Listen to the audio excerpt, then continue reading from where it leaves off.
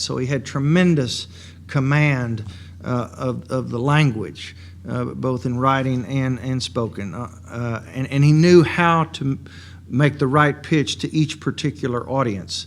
In his oral presentations, when he was addressing the intellectual elite in New York at Cooper Union, the speech that made him president, he could give a 3.5-hour speech and go point by point by point by point as to the intention of our founding fathers in connection with states' rights versus federal rights, in connection with the expansion of slavery. So he could give an incredibly detailed, sophisticated, long argument, which was the best way to appeal to the intellectual elite in New York. On the other hand, he could give a Gettysburg Address, a 2.5-minute speech, which would be for the multitudes there who had just heard a 2.5-hour speech. They were ready to go home. Lincoln stepped up and gave the immortal Gettysburg Address in 2.5 minutes.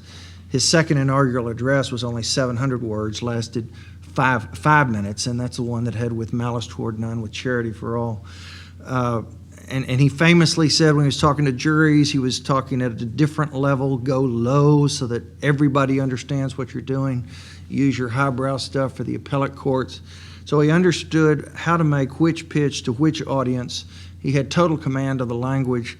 And in this day of time, we as lawyers, if we want to make our mark and be the ones who are asked to lead organizations, be the communicators in charge of getting the boat turned in the right direction, then that's our responsibility.